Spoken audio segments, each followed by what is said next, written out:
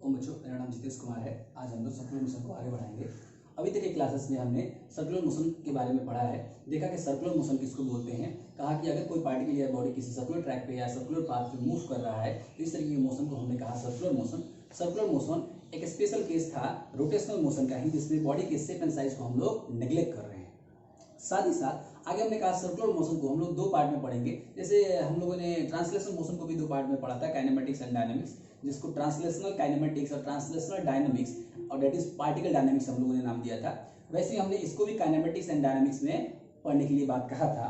Kinematics हम लोग already पढ़ चुके हुए हैं। काइनेमेटिक्स में हमने एंगुलर पैरामीटर्स या एक्सेलरेशन इन सर्कुलर मोशन, जो कि एक बहुत इंपॉर्टेंट टॉपिक था, और उसके बाद relation between linear and angular parameters and classification of circular motion, that is uniform circular motion and non uniform circular motion.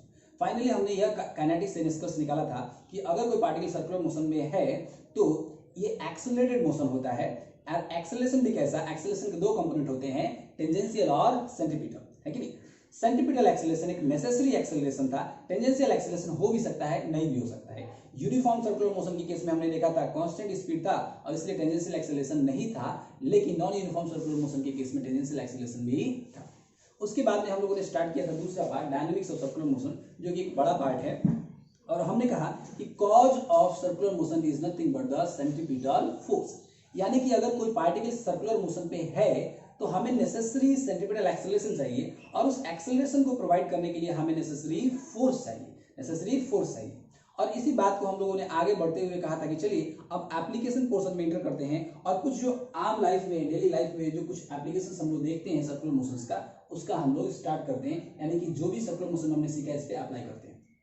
इस क्रम में पहला जो टॉपिक हम लोगों ने स्टार्ट किया था टर्निंग ऑफ रोड्स, और हमने पिछले क्लास में ये देखा था कि अगर कोई भी रोड किसी भी शेप एंड साइज का एक्चुअल टर्निंग हो, लेकिन हम अपने व्हीकल की टर्निंग अपनी सेफ्टी के लिए ऑलवेज नियर अबाउट सर्कुलर लेते हैं, तो जितने भी टर्न्स होते हैं नियर अबाउट वो सभी सर्कुलर टर्न्स होते हैं, और इसलिए हमें यहाँ पे पढ़ना है। साथ ही हमने कहा कि सर्कुलर टर्न हमें लेना है तो एक बात तो तय है कि हमें सर्कुलर ट्रैक को मेंटेन करना पड़ेगा, एंड सर्कुलर ट्रैक को मेंटेन करने के लिए हमें एक नेसेसरी सेंट्रीपिटल फोर्स चाहिए। वो फोर्स कैसे प्रोवाइड किया जाएगा, अगर वो नेसेसरी सेंट्रीपिटल फोर्स हमने नहीं प्रोवाइड किया तो डेफिनेटली हमारा व्हीकल स्लाइड करेगा और हम गिर जाएंगे।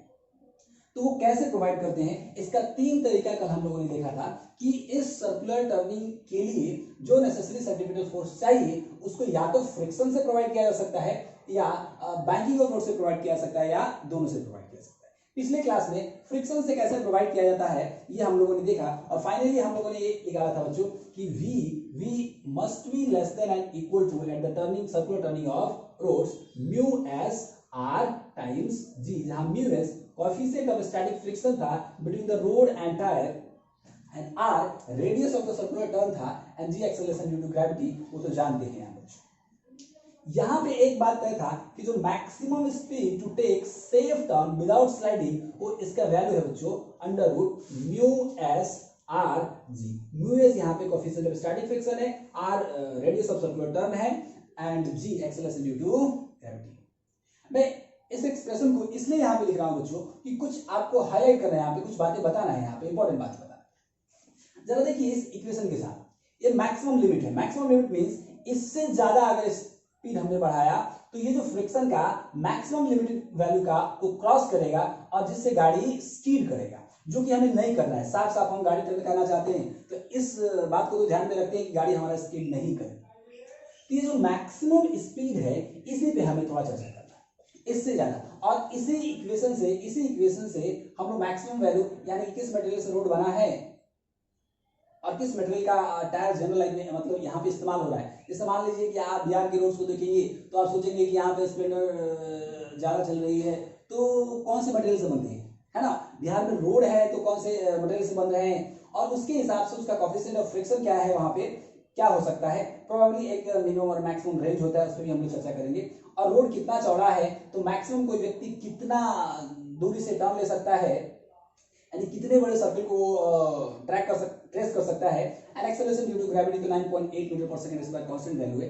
इसके हिसाब से उस टर्निंग पे इसका वैल्यू सेट होता है। आप देखते हैं कई जगह 10, 20, 30, 40, 50 किलोमीटर रेंज रहते हैं। अगर इस रेंज से अगर ज्यादा आप फास्ट ले आते हैं तो वहां पे एक्सीडेंट होने का ज्यादा खतरा रहता है। अब जरा इस एक्सप्रेशन को देखिए, मैं आपको बताता हूं बच्चों, ये जो म्यू एस है कोएफिशिएंट ऑफ स्टैटिक फ्रिक्शन, इसका वैल्यू 1 के आसपास घूमते रहता है, 0.5, 0.3, 0.6, 0.9, ऐसा नहीं कि 1 से ज्यादा नहीं हो सकता है बच्चों। ये कोई एक मतलब फिक्स्ड एक लकीर नहीं है कि 1 से ज्यादा नहीं हो सकता है, हो सकता है in case, in certain cases, silicon के केस में या आप कह सकते हैं रबड़ के केस में इसकी वैल्यू 1 से ज्यादा भी होती है, हम उसमें नहीं इंटर करना चाहते हैं, वो एक अलग सच का विषय है।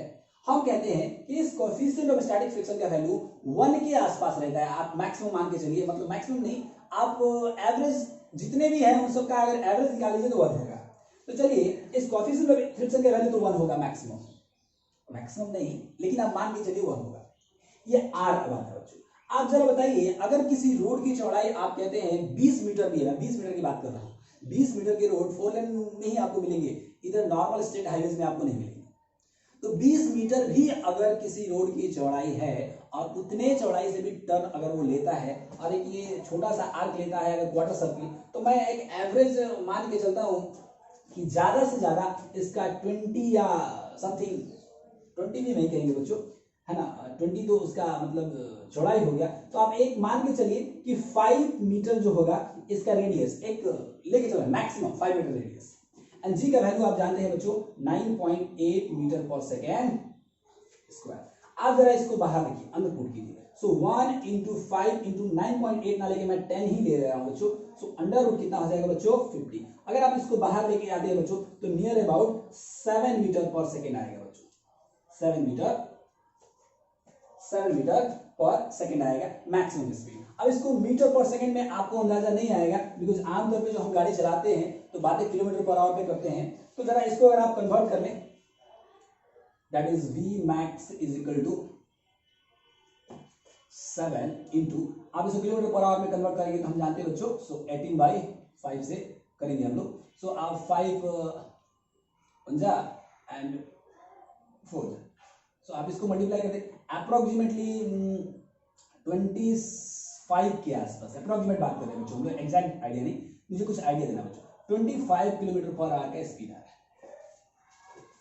इसका मतलब क्या है जरा समझिए बच्चों। हमने जितने भी टर्न होते हैं यह पाया प्रैक्टिकली वो सर्कुलर होते हैं। सर्कुलर टर्न लेने के लिए हमें नेसेसरी सेंटीमीटर फोर्स चाहिए।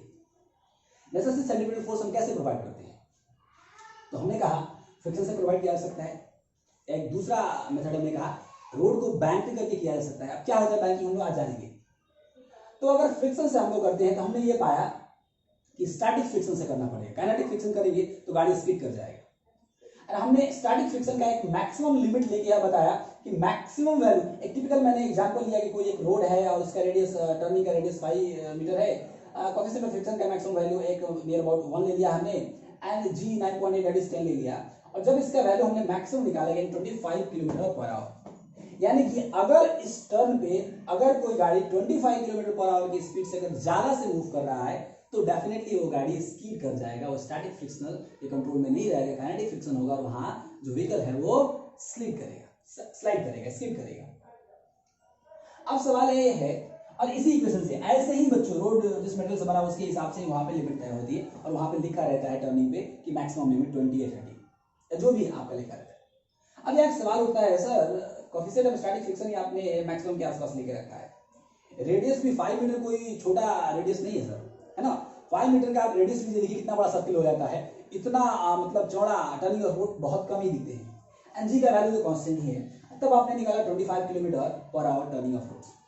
अब यहाँ पे एक सवाल जनरेट होता है, सर कई बार बड़े बड़े एक्सप्रेसवेज पे, बड़े बड़े हाईवेज पे या जो डिफेंस के लिए रोड बनते हैं वहां पे जो टर्निंग होते हैं जो व्हीकल्स होते हैं 100 kilometre hours, 80 kilometre hours, 150 kilometre. आप मुंबई पुणे एक्सप्रेसवे पे जाएं, एक बहुत फाइन एक्सप्रेसवे है, तो वहां का मिनिमम लिमिट है 80 किलोमीटर पर आवर, है कि नहीं। तो मिनिमम ही 80 किलोमीटर पर आवर है, तो उससे नीचे कैसे जाके वो टर्न लेगा, है कि नहीं। तो ये टर्निंग कैसे बनते हैं, या मैं एक और ही एक बहुत ही सटीक एग्जांपल इस पे लूं तो आपने रेसिंग सुना होगा, कार रेसिंग, बाइक रेसिंग, है कि नहीं, F1 रेसिंग वगैरह जो सुनते भारत में भी हुआ था एक बार।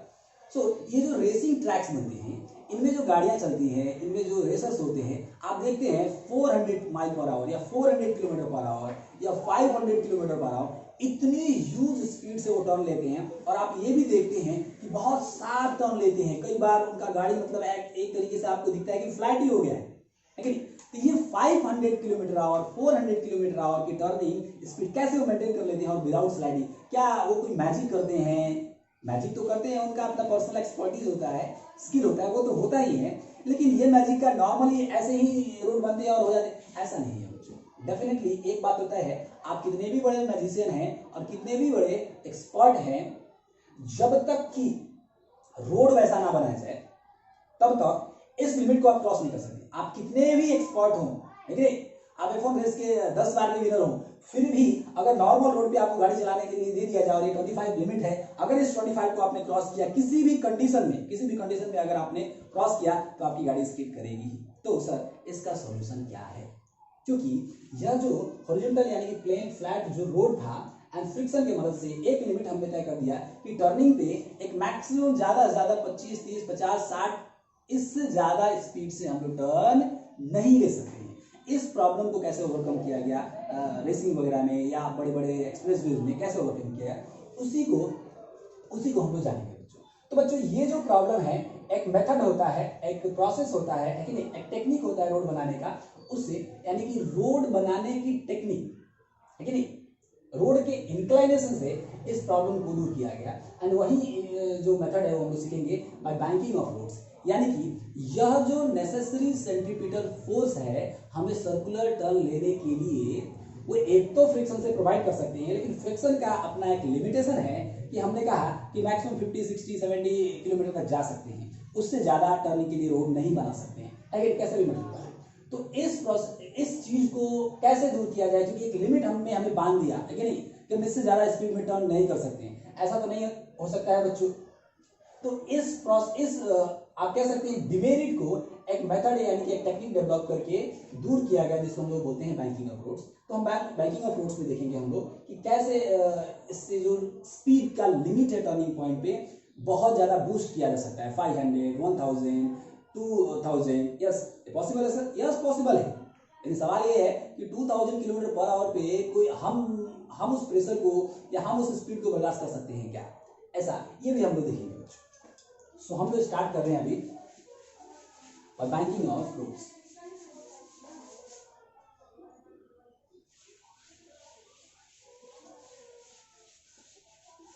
फिलहाल हम लोग बच्चों ये टेक्निक सीख रहे हैं बैंकिंग, है कि नहीं, और इसमें ऐसा क्या हो जाता है जिससे स्पीड का लिमिट इनफाइनाइट हो जाता है। इनफाइनाइट मैं कह रहा हूं बच्चों, है कि नहीं, ये सीखेंगे। इसका मतलब ये नहीं है कि कोई भी ऐसा रोड है जहां पे फ्रिक्शन नहीं होगा, लेकिन फिलहाल हम लोग फ्रिक्शन को साइलेंट रखेंगे, यानी कि मानेंगे जो रोड है वो स्मूथ है, जबकि ऐसा पॉसिबल नहीं है बच्चों, विदाउट फ्रिक्शन चलना पॉसिबल ही नहीं है कि नहीं। आपको आगे रोटेशन मोशन में जब हम लोग इंटर करेंगे डिटेल में, तो वहां पे जानेंगे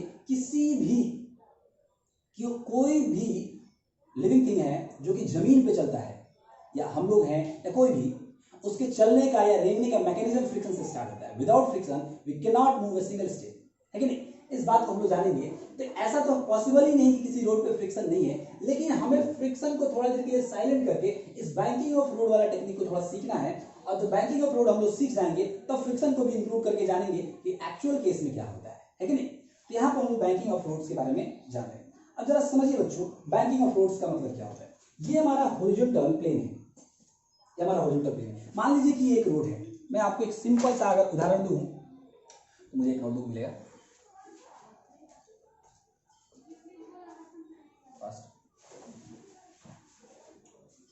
यस, चलिए मान लीजिए ये हमारा फ्लैट रोड है, फ्लैट एंड प्लेट रोड है। अभी मैं टर्निंग की बात नहीं कर रहा हूं, मैं रोड की बात कर रहा हूं। ये रोड है, बैंकिंग ऑफ रोड जिसको बोलते हैं। अगर हम, ये हमारा लेफ्ट साइड है, ये हमारा राइट साइड है, मैं भारत की बात कर रहा हूं।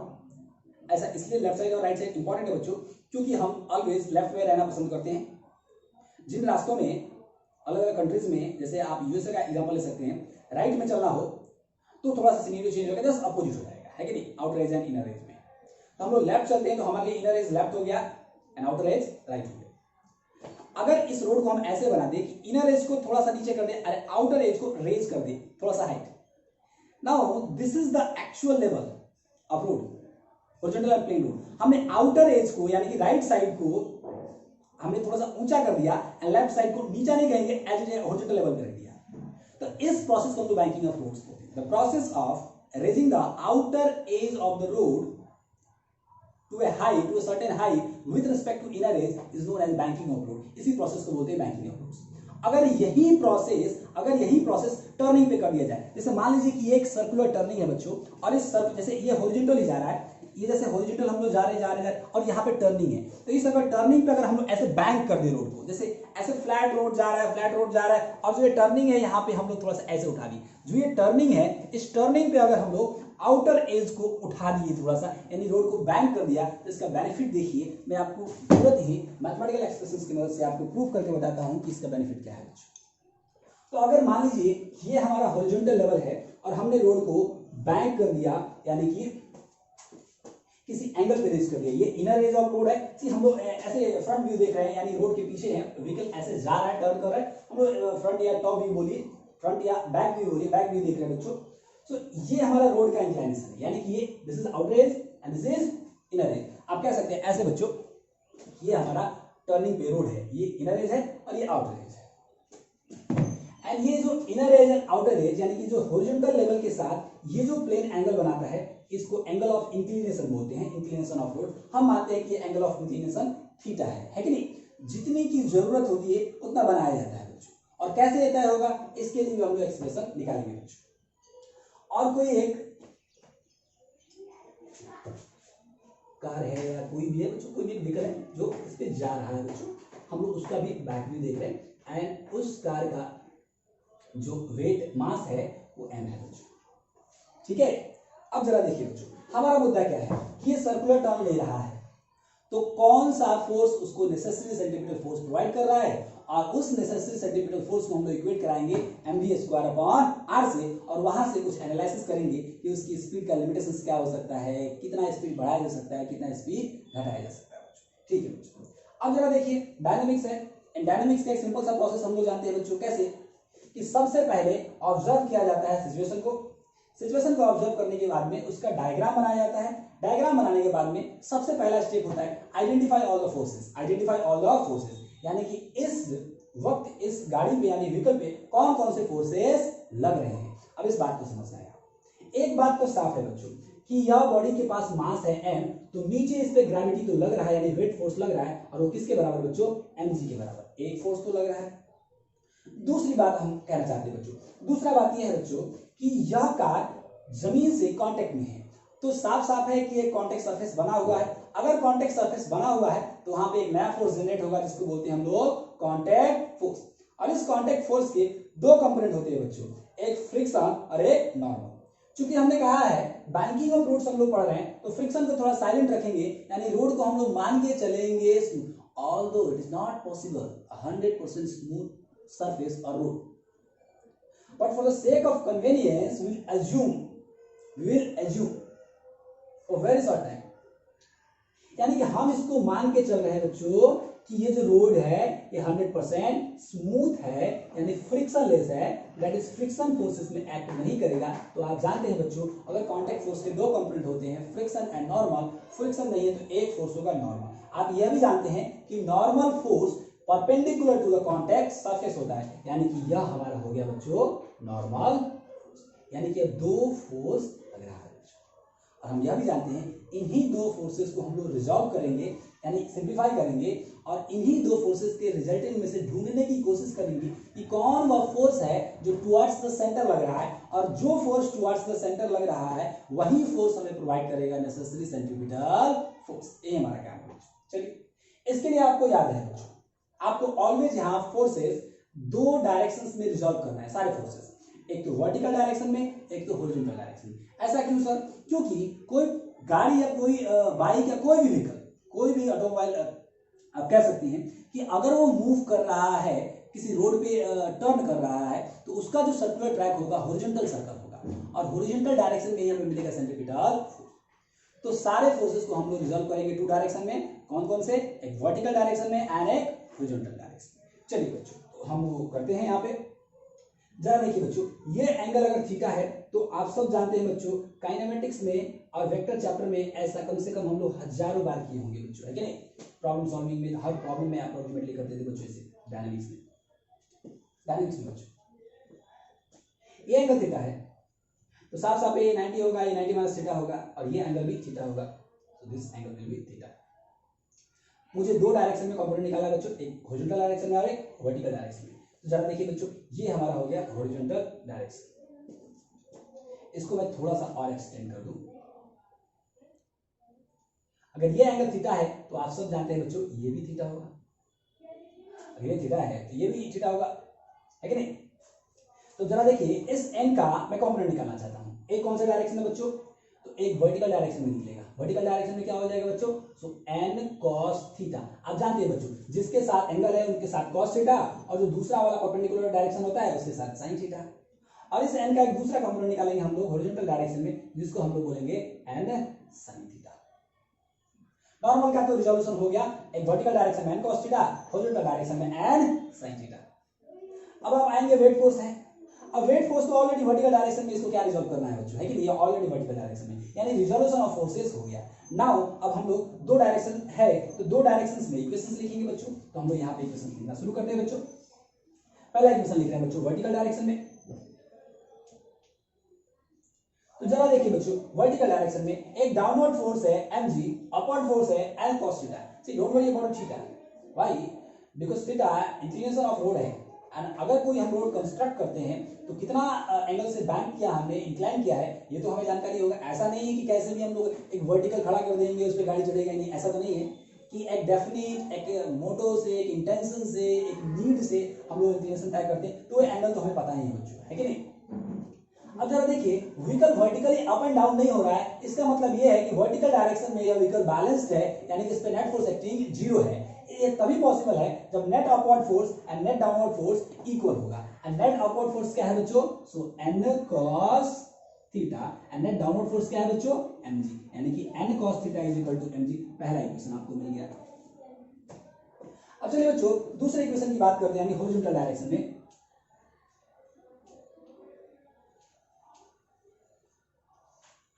हॉरिजॉन्टल डायरेक्शन की बात करें बच्चों, तो जरा देखिए बच्चों, मैं हॉरिजॉन्टल डायरेक्शन की बात को यहाँ पे लेके आ रहा हूँ बच्चों। हॉरिजॉन्टल डायरेक्शन में तो एक ही है n sin थीटा, और आप जानते हैं यही n sin थीटा इस सर्कुलर ट्रैक पे प्रोवाइड करेगा नेसेसरी सेंट्रीपिटल फोर्स। हिसाब है कि net force towards the centre will provide necessary centripetal force. So that n sin theta horizontal direction बच्चों विल प्रोवाइड नेसेसरी centripetal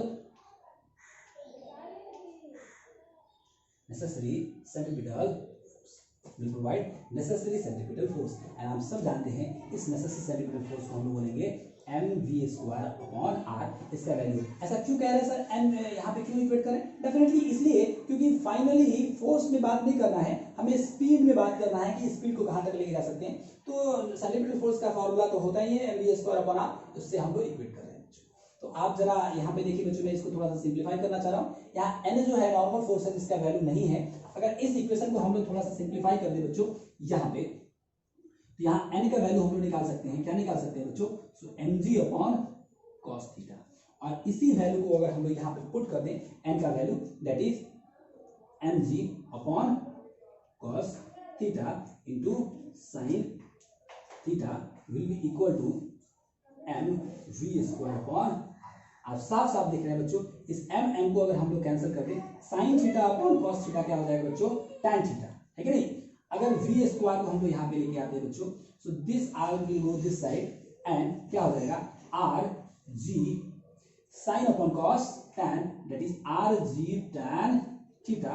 अगर इस स्क्वायर को हटा दे तो यही बन जाएगा स्क्वायर रूट के अंदर चला जाएगा बच्चों। सो v का वैल्यू हमें आ गया under root r g tan theta. Very important equation.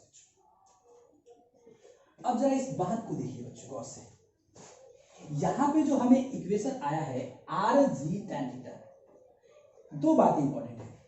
पहली बात तो हमने कहा कि जो टर्निंग पॉइंट पे स्पीड का लिमिटेशन देता था हॉरिजॉन्टल रोड, यानी कि flat road with the help of only friction, वह यहां खत्म हो गया। कैसे सर, जरा देखिए, तो जी तो कांस्टेंट है, acceleration due to gravity, r तो रेडियस है, चलिए रोड की चौड़ाई जितना करके हम लोग थोड़ा उसको बढ़ा के रख सकते हैं उस पे, ये तो आर और जी तो वहां पे भी था सर।